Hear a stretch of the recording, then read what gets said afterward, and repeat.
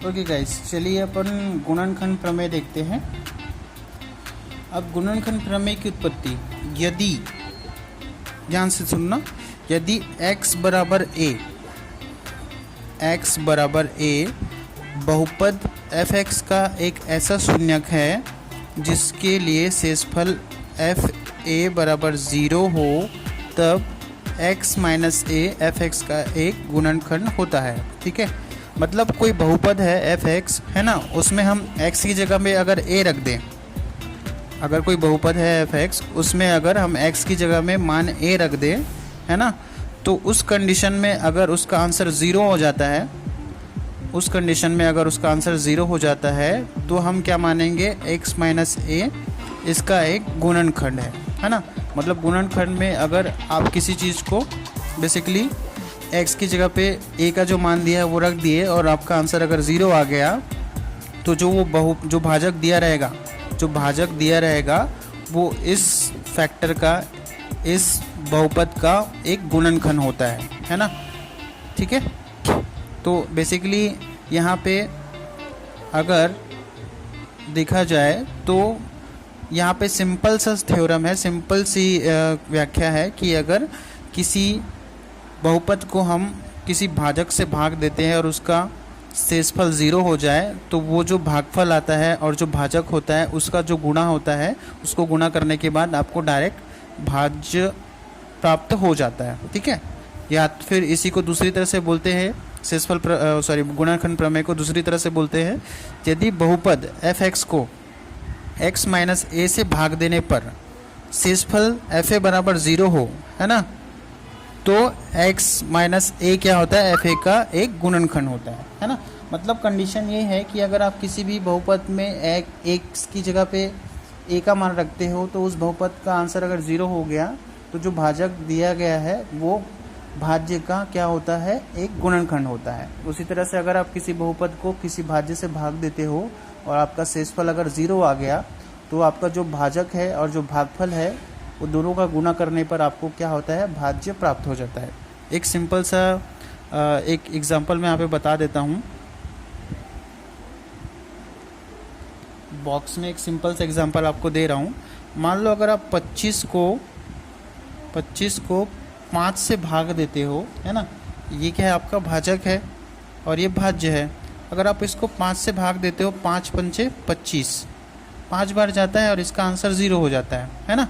तो अगर आप ये भाज्य है, यहाँ पे ये भाज्य है, इधर आपका ये क्या है, आपका भाज्य है, इधर आपका क्या है, भाजक गुणा भागफल प्लस शेषफल, ये अपन लिख देते हैं, है ना। तो यहाँ पे अगर आप देखो तो भाजक क्या है आपका 5 गुणा भागफल क्या है आपका 5 प्लस शेषफल कुछ है क्या, नहीं है, 0 बचा। तो हम कह सकते हैं ना कि 25 कैसे आया, अगर 5 को हम 2 बार गुणा करें तो 25 आता है। तो हम मान लेते हैं कि ये 5 गुणा 5 क्या है, 25 का एक गुणनखंड होता है। वही तो ये बोल रहे हैं ना, वही ये चीज़ बोल रहे हैं ना यहाँ पे कि यदि बहुपद f(x) को x माइनस a से भाग देने पर शेषफल 0 हो जाता है, तब x माइनस a f(x) का एक गुणनखंड होता है। सिंपल तरीका है ना। तो इसको अपन f(x) मान लेते हैं, इसको अपन f(x) मान लेते हैं, इसको मान लेते हैं x माइनस a। तो हम इस तरह से अपन इसको सिद्ध कर सकते हैं गुणा करके। ठीक है, अब देखते हैं इसका उत्पत्ति कैसे हुआ, शेषफल प्रमेय की उत्पत्ति कैसे हुई। तो आपको भाज्य पता ही है, भाज्य क्या है आपका f(x) है, यहाँ पे अपन भाज्य रख देते हैं f(x), है ना। भाजक आपको पता है, भाजक को हम इंडिकेट करते हैं gx से, ऊपर मैंने शेषफल प्रमेय में बताया था, भाजक को अपन क्या करते हैं, gx से इंडिकेट करते हैं। गुणा भागफल को हम इंडिकेट करते हैं qx से। ठीक है, इससे qx से, शेषफल को हम rx से इंडिकेट करते हैं। ओके सर, वीडियो थोड़ा अटक गया था, अभी देखते हैं नेक्स्ट। तो यहाँ पे अगर हमको पता है गुणनखंड में अगर अपन इसको उत्पत्ति कर रहे हैं गुणनखंड की, तो भाजक gx है, तो भाजक gx बराबर, आपको पता ही है भाजक क्या है, ये भाजक है ना, ये भाजक है। तो भाजक हम यहाँ पे रख देते हैं x माइनस a, भाजक ये है ना जी एक्स, ये भाजक है, तो हमने भाजक यहाँ पे रख दिया जी एक्स यहाँ पे, और क्यू एक्स का तो मान नहीं है तो क्यू एक्स को हम ऐसे ही रहने देते हैं, और प्लस यहाँ पे आर एक्स है। आर एक्स हमने क्या बोला था, शेषफल है ना। तो शेषफल आपको मालूम है, शेषफल क्या होता है, शेषफल जो है आपका एफ ए होता है ना। शेषफल क्या होता है, एफ ए होता है, क्योंकि आर बराबर हमने पिछले वाला शेषफल प्रमेय में ज्ञात किया था, आर बराबर एफ ए होता है, ठीक है ना। तो आर बराबर हमने लिख दिया एफ ए, है ना। तो ये गुणनखंड का प्रमेय का सिद्ध हम कर रहे हैं, ठीक है। तो आर बराबर क्या हो गया, एफ ए हो गया। अब यहाँ पे अपन देखते हैं, यहाँ पे एक कंडीशन दिया हुआ है, गुणनखंड तभी सिद्ध होगा जब शेषफल 0 प्राप्त होगा, है ना। यहाँ पे एक कंडीशन है, आप देख रहे हो, अगर एफ ए 0 हो, है ना, अगर एफ ए 0 हो तभी गुणनखंड क्या होता है, उसका कंप्लीट होता है। किसी भी फैक्टर का गुणनखंड कब कंप्लीट होता है, जब उसका शेषफल 0 होता है। तो हम यहाँ पे शेषफल क्या मानेंगे, 0 मान लेंगे। तो x माइनस ए क्यू एक्स, यहाँ पे फैक्टर क्या हो जाएगा, 0 हो जाएगा। ये अपना क्या हो जाएगा, 0 हो जाएगा। तो इसमें हम पाते हैं एफ एक्स, इसमें हम पाते हैं एफ एक्स बराबर x माइनस ए गुणा क्यू एक्स। ये हमारा शेषफल प्रमेय यहाँ पे सिद्ध होता है कि ये जो फैक्टर है इसको हम भाजक और भागफल को गुणा करेंगे, भाजक और भागफल को गुणा करेंगे तो हमको ये बहुपद क्या होगा, प्राप्त हो जाएगा। यही हमने यहाँ पे भी किया था कि हमने भाजक और भागफल को गुणा किया था, तभी हमको क्या मिला, भाज्य मिला। तो ये गुणनखंड प्रमेय हमें सिद्ध होता है यहाँ पे कि अगर किसी फैक्टर को तोड़ना हो तो इस तरह से अपन उसको कर सकते हैं।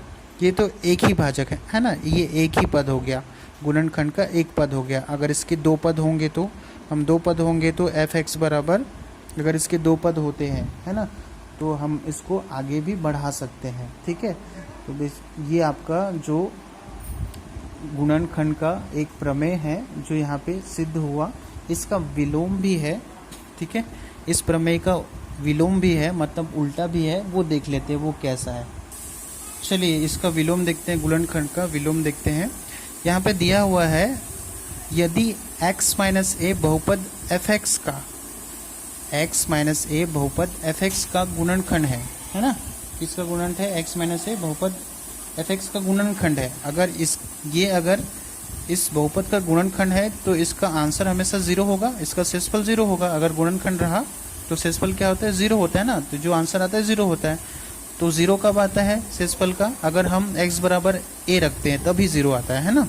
तो अगर चूँकि मानते हैं यहाँ पे, चूँकि x minus A F x का एक क्या है, गुणनखंड है। क्या है, एक गुणनखंड है ना। तो हमको पता ही है कि अगर ये इसका गुणनखंड है तो अगर हमने x बराबर a रखा तभी एफ ए बराबर क्या होता है, 0 होता है, ठीक है। गुणनखंड है तो एफ ए 0 ही होगा, क्योंकि अगर इसका गुणनखंड नहीं रहता तो एफ ए कभी भी 0 नहीं होगा, शेषफल कभी 0 नहीं होगा। तो आपको पता ही है, इसका सूत्र आपको मालूम ही है ना।